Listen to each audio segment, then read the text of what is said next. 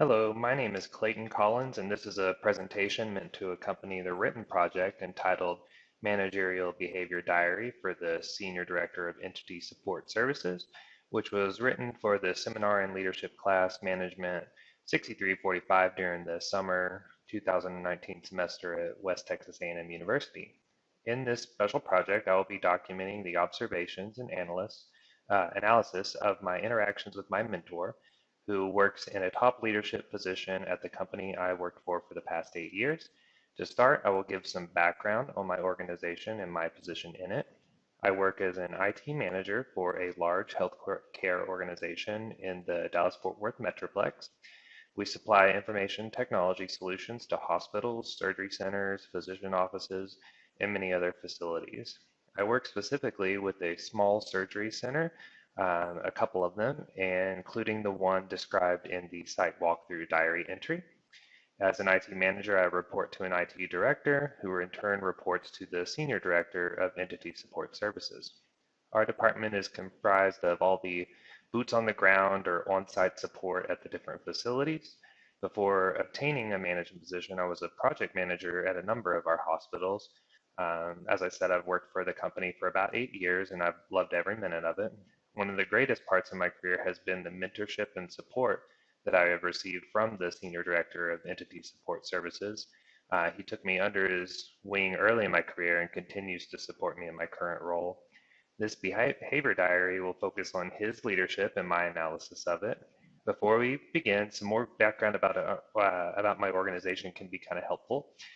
We call ourselves a faith-based organization because of our roots in the Christian tradition. We have a very strong organizational culture that's built on those values.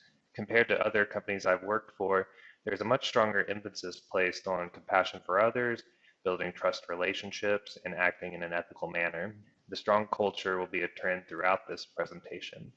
So let's get started by elaborating on the information I gleaned from the managerial behavior diary. The diary, as pictured on the right, can be found at the end of the written project, and it acts as an outline for the essay portion of the project. There are four types of events that I use to assess my chosen leader.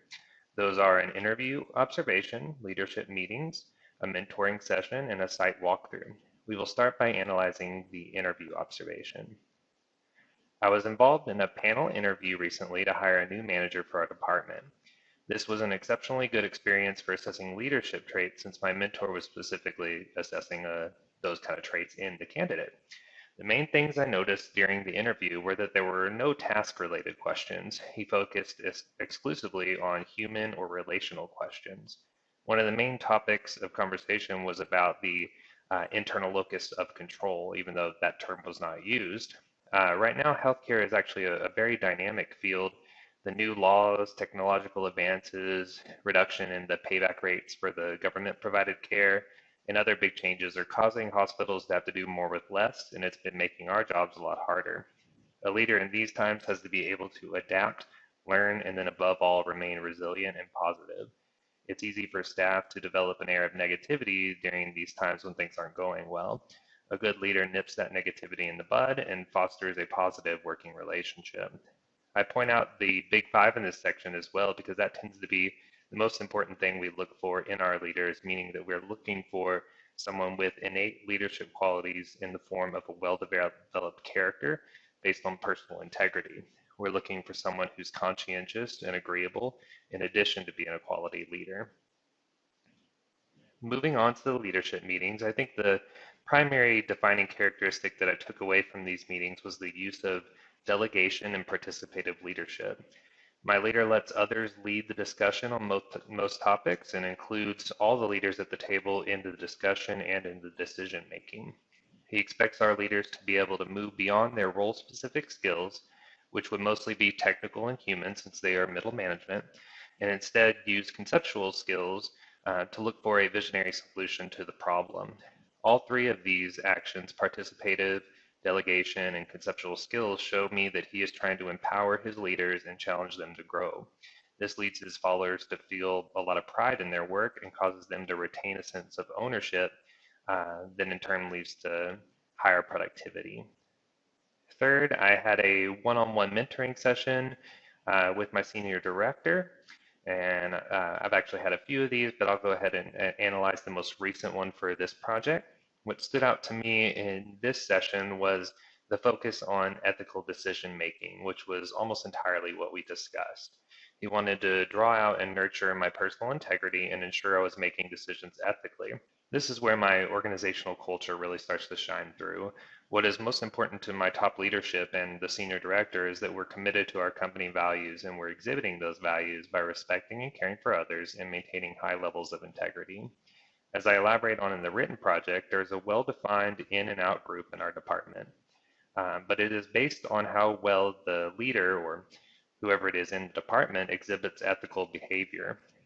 People who are self-centered and inconsiderate or just keep on getting less opportunities, and as such trying to get ahead in kind of an assertive way can often backfire. My leader wants to see that you put others before yourself, and that's how I ended up in the in group. My morals and my consideration of others got me noticed by the senior director and led to the mentoring that I have now. Last, the site walkthrough was actually a negative experience that I included in order to show an unbiased view of my leader. In dealing with others outside our group, my leader can be very derogatory and will make fun of people from other groups. He did this after that site walkthrough, and I actually was involved in it as well, and I kind of am ashamed of that, and it's something that I want to work on. But where that comes from, he considers our team superior, and he's very proud of his followers. And so in one respect, that shows a very tight-knit department. But as we learned, some of these positive character traits can have a dark side to them. I think that the charisma and team loyalty that my mentor exhibits also ends up bordering on narcissism and can make him unkind to others, which is what I saw in this situation. What's funny is that's the exact opposite of our goals, trying to focus on ethics in our company. What this tells me is that I should always be vigilant in my own leadership role. People are all flawed, and even if we have the best intentions, there can be unforeseen negative qualities in our actions. So instead of focusing on just the good, I think it's important that I look at my own tendencies towards people to use the same kind of inappropriate behavior and learn to avoid that in my interactions with others. Now that I've gone over some of the main points I learned from each of these encounters, I would like to wrap up by noting the big ideas I came up with as I analyzed what I wrote about these experiences. Those are, first, that you should not be tied down to any one style of leadership or other way of doing things. In the real world, leadership is going to involve an infinite number of new situations that will require a quality leader to employ many different behaviors. In learning about the senior director, I saw behaviors from almost every module that we learned about in this class. I think that's telling. We all use tools in certain situations, and I think it's important to grow as a leader continually. As we discussed in situational leadership, followers grow and change and end up needing different things at different points in their career. If our followers are always changing, we should always grow and change as leaders as well. When new theories and methods are thought up, it's important that we include those in our leadership methods. Finally, and I think the most important thing I learned through this process, is that leadership is about people. Without followers, there are no leaders. So if all else fails, the rule of thumb should be, are you supporting your followers well? Do they have what they need to grow and achieve? If not, you should go back to the second point and improve so that you can serve them well. So in conclusion, leadership is a difficult and challenging task, and it's also a high calling. A leader is there to care for followers, and it's a big responsibility. Since it is a big responsibility and people's lives are affected by your actions should always be in support of your followers and not yourself. Considering yourself a servant who is there to care for your followers is a big step in ensuring a leader that honors that responsibility. Last, I think it is obvious from my project that a strong organizational culture is very important for successful leadership. I work for a company with a culture built on caring for others and doing the right thing. As such, there's zero tolerance for selfishness and things of that nature. I think leaders should consider more often how they are affecting the organizational culture in their organization and do their best to try to create a strong culture, which tends to take on a mind of its own and can be much more effective at influencing followers than direct action on a daily basis from the leader. Thank you for listening to this presentation, and I hope it adds to your understanding of leadership. As I have said, we all have room to grow, and part of how we do that is by discussing these topics and learning from one another. Have a great day and lead well.